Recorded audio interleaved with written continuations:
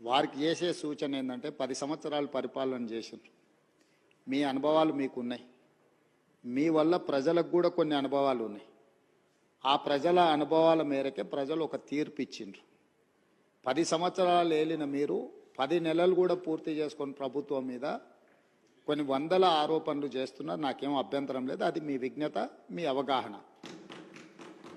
అదేవిధంగా ఈరోజు వారు సిరిసిల్ల చేనేత కార్మికుల గురించి, బతుకమ్మ చీరల గురించి వారు గొప్పగా చెప్పిండ్రు. నాకేం అభ్యంతరం లేదు. చేనేత కార్మికులకు పని కల్పించడం కోసం ఆనాడు ప్రయత్నం చేసి ఈ పథకాన్ని ప్రవేశపెట్టినామన్నారు. 2017-18లో నాకు తెలిసినంత వరకు మొట్టమొదట ఈ చేనేత కార్మికులకు బతుకమ్మ చీరల పథకాన్ని ప్రవేశపెట్టారు. నేను సూటిగా వారిని అడుగుతున్న ఒకటే మాట, అక్కడ ఇక్కడ డొంక తిరుగుడు కాకుండా మీరు ఈ పథకాన్ని ప్రారంభించిన సంవత్సరం మీరు సిరిసిల్లలో నేత కార్మికులకు పనిచ్చి బతుకమ్మ చీరలు తీసుకొచ్చి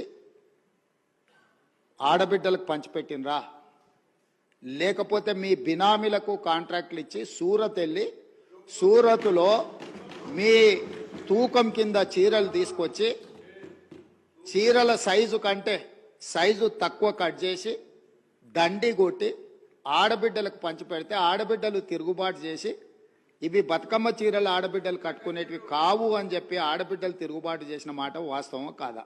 తమరి ద్వారా వారిని నేను ఏమడగదలుచుకున్నా అంటే ఒకటే మాట, స్ట్రైట్గా సమాధానం.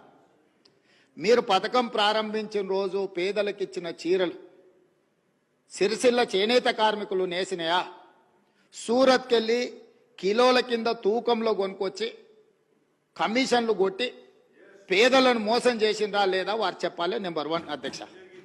నెంబర్ 2, వారు అధికారం కోల్పోయేటప్పటికి మీరు అదే సిరిసిల్ల చేనేత కార్మికులకు 275 కోట్ల రూపాయలు బతుకమ్మ చీరల బకాయిలు పెడితే మా ప్రభుత్వం వచ్చిన తర్వాత మా మంత్రి పొన్నం ప్రభాకర్ గారు, మా ఆది శ్రీనివాస్ గారు వస్తే 100 కోట్ల రూపాయల బకాయిలు విడుదల చేసింది నేనా కాదా?